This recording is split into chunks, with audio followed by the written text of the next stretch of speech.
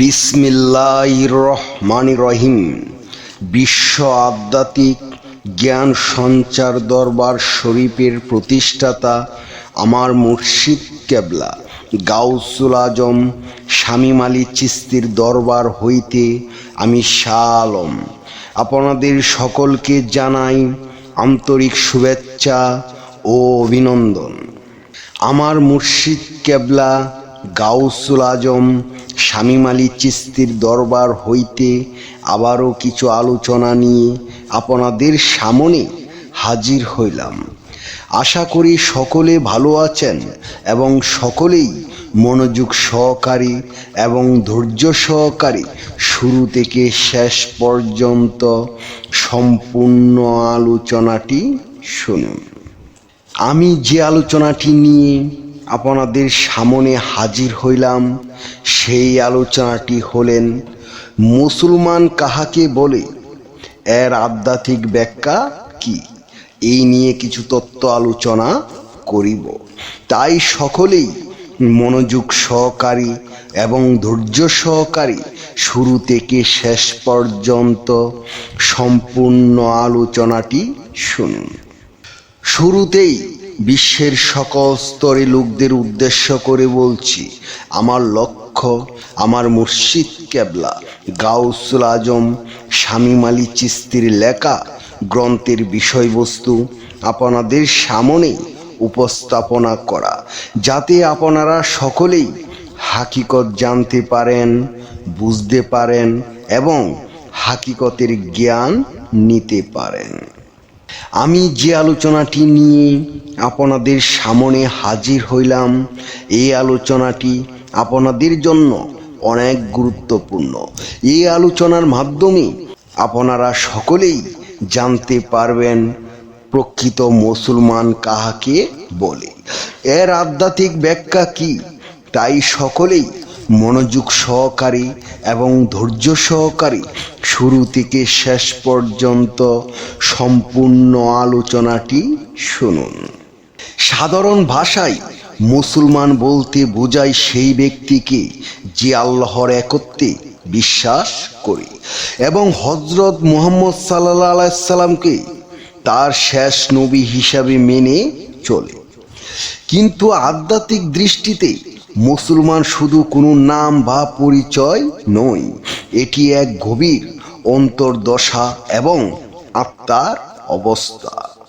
মুসলমান শব্দটি এসেছে ইসলাম থেকে, যার অর্থ সম্পূর্ণ আত্মসমর্পণ। আধ্যাত্মিক অর্থে মুসলমান সেই ব্যক্তি যে নিজের নফস অহংকারকে নিঃশেষ করে আল্লাহর ইচ্ছার কাছে আত্মসমর্পণ করেছে, যার অন্তর পরিশুদ্ধ, অহংকার মুক্ত এবং আল্লাহর প্রেমে জাগ্রত, যে সত্যকে গ্রহণ করে মিথ্যাকে প্রত্যাখ্যান করে এবং অন্তরের ভিতর আল্লাহর নূরের প্রতিফলন ঘটায়, প্রকৃতপক্ষে সেই মুসলমান। আল্লাহ কুরআনে বলেছেন, আর তোমরা মুসলিম হবে যখন তোমরা আল্লাহর কাছে আত্মসমর্পণ করবে।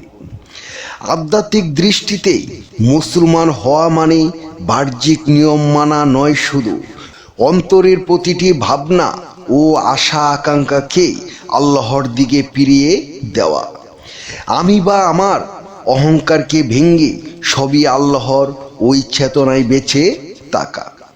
আল্লাহর প্রেমে এমনভাবে মগ্ন হওয়া যেন নিজের ইচ্ছা আর আল্লাহর ইচ্ছার মধ্যে কোনো ব্যবধান না থাকে।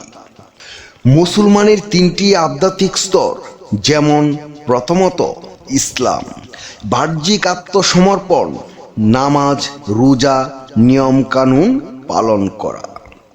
ঈমান, অন্তরের বিশ্বাস ও দৃঢ়তা, আল্লাহর সাথে গভীর সম্পর্ক।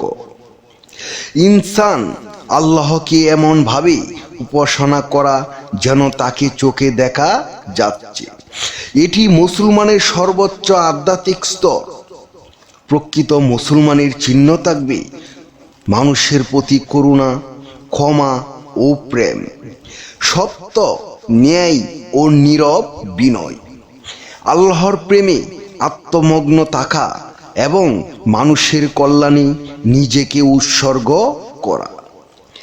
আধ্যাত্মিক অর্থে মুসলমান সেই ব্যক্তি যার অন্তর আল্লাহর নূরে উদ্ভাসিত, যে নিজের নফসকে হত্যা করে আল্লাহর প্রেমে আত্মসমর্পণ করেছে এবং প্রতিটি কর্মে আল্লাহর সন্তুষ্টি খুঁজে, তিনি প্রকৃত মুসলমান। হে বিশ্ববাসী, আমি সকলের উদ্দেশ্য করে বলছি, আপনারা সকলেই একজন কামেলে মুকামেল মুর্শিদের কাছে এসে বায়াত গ্রহণের মাধ্যমে আত্মসমর্পণ করেন, তাহলে আল্লাহর কাছে আত্মসমর্পণ করা হবে।